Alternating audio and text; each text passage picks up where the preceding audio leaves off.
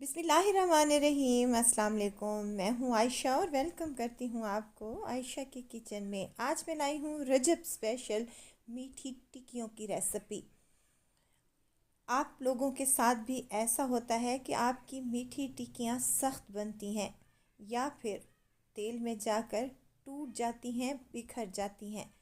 तो आज मैं आप ही के लिए लेकर आई हूँ ये यूज़फुल और बेहतरीन सी वीडियो, जिसमें ना ही आपकी मीठी टिक्कियाँ ऑयल में जाकर बिखरेंगी, ना ही टूटेंगी और फ्राई होने के बाद सख्त भी नहीं होंगी। ऊपर से क्रिस्पी और अंदर से सॉफ्ट और मज़ेदार, बिल्कुल ऐसा लगेगा जैसे कि आप बिस्किट खा रहे हों। तो इसके लिए आपको रेसिपी को एंड तक ज़रूर देखना है। अच्छी लगे तो लाइक शेयर ज़रूर कर दें। चलें फिर रेसिपी को स्टार्ट कर लेते हैं। सबसे पहले तो मैंने एक पैन ले लिया है और पैन में शामिल करूँगी 1 किलो चीनी का। अच्छा, जितना हम मैदा लेंगे चीनी भी उतनी लेंगे। अगर आपने परफेक्ट मीठा लेना है, अगर आपने कम लेना है तो आप 1 कप इसमें से कम भी कर सकते हैं। यहाँ पर डालूँगी 3 से 4 हरी इलायचियों को मैंने कूट लिया है और ये शामिल कर दिया है, और हाफ कप इसमें पानी का ऐड कर लिया है।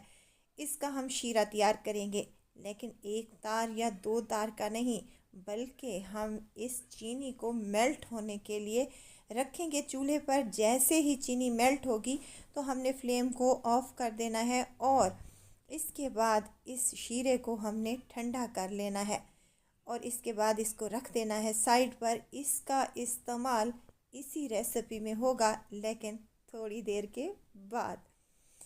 चलें जी, शीरा हमारा तैयार हो चुका है तो मैंने फ्लेम को ऑफ़ कर दिया है और इसको रख दिया है साइड पर ताकि ये रूम टेम्परेचर पर आ जाए। अब यहाँ पर मैंने 1 किलो मैदा ले लिया है, जिसको मैंने अच्छे तरीके से छान लिया है। डालूँगी 1 कप इसमें नारियल का बुरादा। बादाम शामिल करूँगी, कूट कर शामिल कर दें, दरदरे से कूट कर। अगर नहीं डालना चाहते तो स्किप कर दें। तिल है मेरे पास सफ़ेद रंग के, ये भी शामिल कर दें और इसके बाद इन तमाम चीज़ों को मिक्स कर लें। अब यहाँ पर मेरे पास है हल्का सा गरम घी। घी ही शामिल करना है आप लोगों ने, ऑयल का इस्तेमाल इसमें बिल्कुल नहीं जाएगा। इसमें तकरीबन मेरे पास 1 पाव के लगभग घी है, जिसको मैंने हल्का हल्का सा गरम कर लिया है। बिल्कुल हल्का सा गरम हो तभी आप इसमें डालें और अच्छे से मिक्स कर लें। थोड़ा थोड़ा करके डालें और इसको इस तरीके से हाथ से मसलते हुए आटे को आपने गूंद लेना है, यानी कि घी में इसका अच्छे से मसाज कर लेना है। ये करना लाजमी है। इससे क्या होगा कि मैदे में तमाम घी जज्ब हो जाएगा, जिससे हमारी जो मीठी टिक्कियाँ हैं वो खस्ता बनेगी। और इसके बाद हमने क्या करना है, इसमें शीरा ऐड करना है जो कि हमने बना कर रखा था। और ये हमें कैसे पता चलेगा कि हमारी मीठी टिक्कियाँ जो हैं वो बेहतरीन बनेगी, खस्ता बनेंगी? तो देखें यहाँ पर हमारे मैदे में मुट्ठी बनना स्टार्ट हो चुकी है। इतना हमने घी शामिल करना है। 1 किलो की परफेक्ट रेसिपी आप लोगों से शेयर कर रही हूँ। 1 किलो में 1 पाव घी का इस्तेमाल किया जाता है। चलें जी, तमाम घी को मिक्स करने के बाद मैंने इसमें जो शीरा हमने बना कर रखा था वो इसमें ऐड कर देंगे। हरी इलायचियों के जो मैंने छिलके थे वो निकाल दिए थे, बीज को रहने दिया था। ये खुशबूदार सा हमारा जो मिक्सचर है वो बनेगा और हमारी मीठी टिक्कियाँ बहुत ही टेस्टी बनेगी। अब थोड़ा थोड़ा करके हमने शीरे को ऐड करना है और इसका एक आटा सा गूंद लेना है। आटे को आप लोगों ने थोड़ा सा सख्त ही रखना है। 1 किलो मैदे में ये जो मैंने शीरा तैयार किया है बिल्कुल परफेक्ट रेशो से बनाया है। आधा कप आपने इसमें पानी का ऐड करना है और इसका शीरा तैयार कर लेना है और इसके बाद इसको गूंद लेना है। देखें यहाँ पर कुछ इस तरीके से आप लोगों ने इकट्ठा कर लेना है आटे को, और इसके बाद आपने इस आटे को 10 से 15 मिनट के लिए लाजमी रेस्ट पर रखना है। इससे क्या होगा, थोड़ा सा ये सेट हो जाएगा। अच्छा, कुछ लोग इसमें सूजी का इस्तेमाल भी करते हैं, लेकिन आज मैं मैदे से तैयार कर रही हूँ। मीठी टिक्कियों को तलने के लिए मैंने यहाँ पर घी का इस्तेमाल किया है। 1 किलो घी का पैकेट था जिसको मैंने कढ़ाई में शामिल कर दिया है। इसको हल्की आंच पर आपने गर्म होने के लिए रख देना है और दूसरी साइड पर आटे की तरफ आते हैं। आटे को अच्छे से सेट हो चुके हैं, रेस्ट आ चुका है। तो देखें यहाँ पर ये थोड़ा सा सख्त भी हो चुका है। तो आपने क्या करना है, इसके पोर्शन बना लेने हैं और इसके बाद एक पोर्शन को उठाना है आपने और काउंटर पर ले आना है। आप इस आटे के फिर हल्का सा मैदा भी डस्ट कर सकते हैं या फिर घी का भी इस्तेमाल किया जा सकता है। यहाँ पर मैंने मैदे का इस्तेमाल किया है और एक पोर्शन उठाने के बाद इसको हमने हाथ की मदद से चपटा करने के बाद बेलन की मदद से बेल लेना है। इजीली बिल जाएगा, बहुत ही मज़े का ये काम लगता है और टेस्टी ये इतनी बनती हैं कि यकीन करें कि आप लोग खाते ही रह जाएंगे। जो तरीका मैं आपसे शेयर कर रही हूँ सेम आपने वही तरीके से अगर बनाए तो यकीन करें आपकी मीठी टिक्कियाँ कमाल की बनेगी और आप लोग मुझे दुआएं देंगे कि कोई चीज़ हमें बनाकर बताई है। अब यहाँ पर मैंने बेलन की मदद से तमाम रोटी को बेल लिया है। अब बारी आती है कटिंग की। अच्छा, कटिंग आप अपनी मर्ज़ी के मुताबिक भी कर सकते हैं, आप शेप कोई भी दे सकते हैं, कोई मसला नहीं है। आप गिलास कोई स्टील वाला हो तो उससे भी आप मीठी टिक्कियाँ तैयार कर सकते हैं। कोई जार का ढक्कन ले लें, उससे भी ये काम इजीली हो जाएगा। अगर आप लोगों के पास कटर है तो वेल एंड गुड, नहीं तो किसी भी जार का आप ढक्कन ले लें और मुनासिब साइज़ की आप टिक्कियाँ तैयार कर लें। और देखिए यहाँ पर एक ही वक्त में ढेर सारी टिक्कियाँ बनकर तैयार हो जाएंगी और एक्स्ट्रा जो हमारी डो बची है उसको दोबारा से हम गूंद कर मीठी टिक्कियाँ निकाल लेंगे। वीडियो तो स्टेज पर अगर आप लोगों को ज़रा सी भी अच्छी लग रही हो तो वीडियो को लाइक कर दिया करें और चैनल को सब्सक्राइब भी कर लें। आप लोगों का बेहद शुक्रिया। चलें जी, मीठी टिक्कियाँ तो हमारी रेडी हो चुकी हैं। अब घी की तरफ आते हैं। घी को देख लेते हैं घी हमारा अच्छे तरीके से गर्म हुआ है या नहीं, या फिर कितना घी गर्म हो तो हम इसमें मीठी टिक्कियाँ डालें, ये मैं आपको आगे चल के बताती हूँ।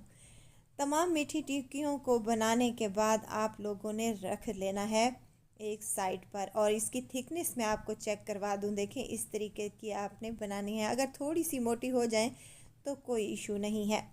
तमाम मीठी टिक्कियों को मैंने बनाकर रख लिया है।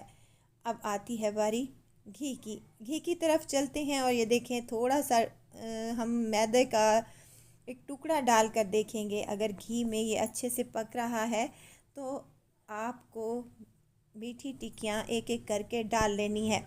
ना ही ज़्यादा ऑयल गर्म होना चाहिए और ना ही ज़्यादा ठंडा होना चाहिए।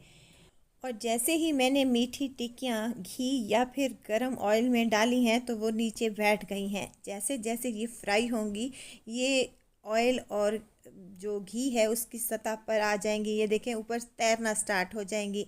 शायद आपको वाज़े तौर पर नज़र आ रहा होगा, जैसे जैसे टिक्की नीचे से गोल्डन होती जा रही है वो ऊपर आती जा रही है।